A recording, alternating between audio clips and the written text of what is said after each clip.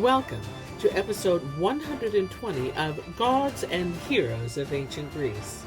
My name is MyLinda Butterworth, and today we begin with the Last Tantalides, with the story of Agamemnon's line and house. Troy had fallen. A tempest had overtaken the homeward bound Argive fleet and destroyed more than half of it. The survivors continued their journey on a calm sea and steered for their native lands.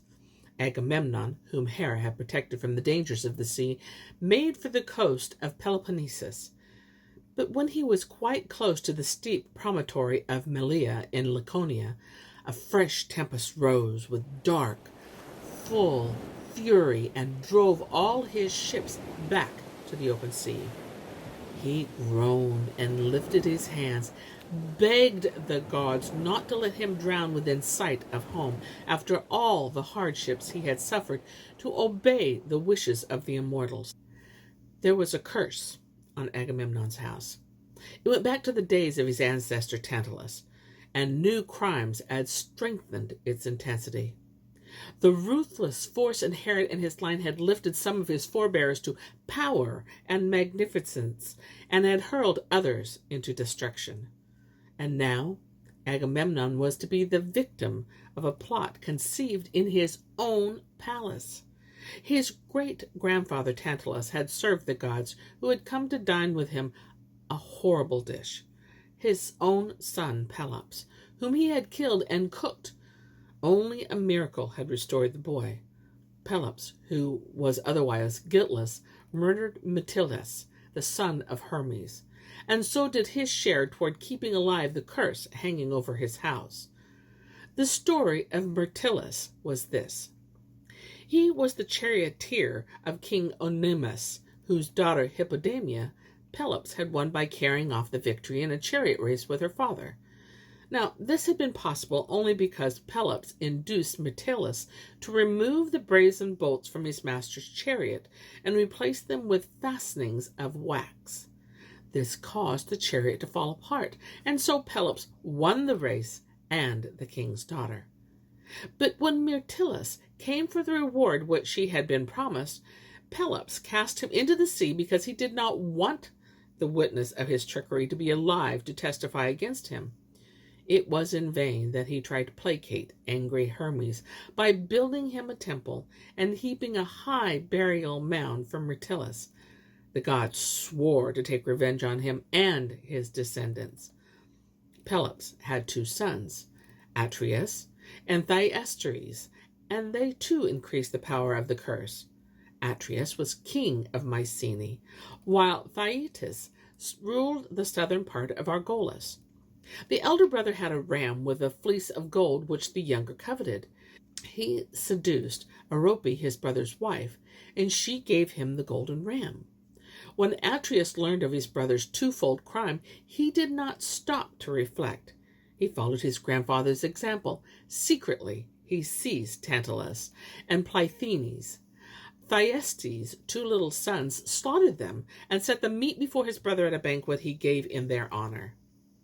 The children's blood he blended with wine and served the draught to their father. The sun god, who was watching the gruesome feast, was so horrified that he guided his chariot backwards.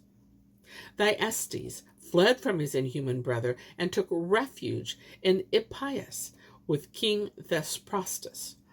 The land governed by Atrius was visited with drought and famine. When the king questioned an oracle, he received the reply that his country would not prosper until the brother whom he had driven away was recalled. Atrius himself set out to search for Thyestes and brought him and his son Egestus back to their old home.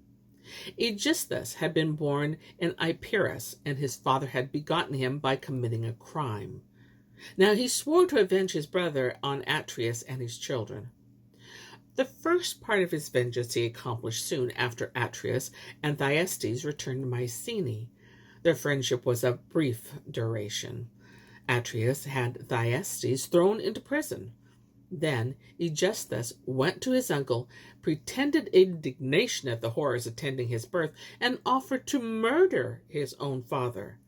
In this way he gained admittance to the dungeon, and there he and his father made a plan. Aegisthus showed Atrius a bloody sword, and when he rejoiced over his brother's death and made a thank offering at the shore, his nephew thrust that very blade into his body.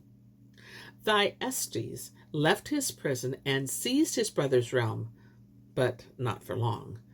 Agamemnon, the eldest son of Atrius, slew his uncle to avenge his father. Egestus was spared. The gods preserved him to carry on the curse, and he ruled his father's kingdom in the south of Argolis. When Agamemnon had left for Troy and his wife Clytemnestra was at home in her palace nursing her grief and rage at the sacrifice of her daughter Iphigenia, Egestus felt the time had come to avenge his father on the son of Atrius. He suddenly appeared in Mycenae, and Clytemnestra's hatred for her husband and her wish to wrong him were so great that she finally yielded to the importunities of Aegisthus and lived with him as her husband and shared the realm with him.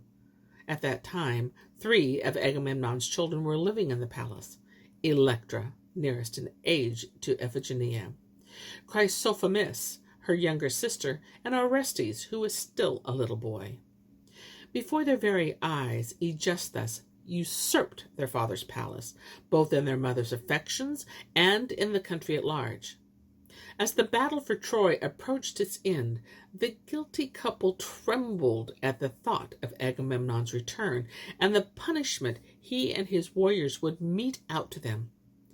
Years ago, they had stationed special watchmen on the palace ramparts who were to report the instant a signal given by beacon fires flashed from coast to coast, announcing the fall of Troy and the king's return.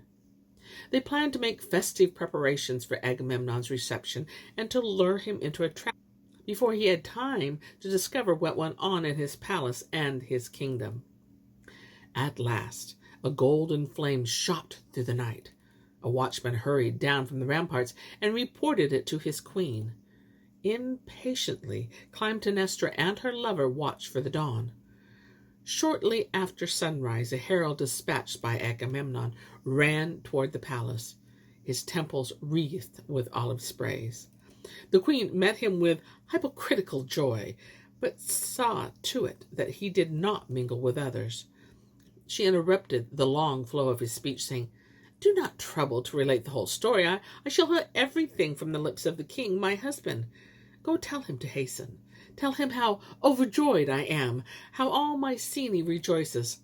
I shall go to meet with him myself, and welcome not only my beloved and honored husband, but the splendid conqueror of a world-famous city with the solemnity and splendor due to a hero." And here is where I end my tale for today. But I'll be back with more tales, many more tales.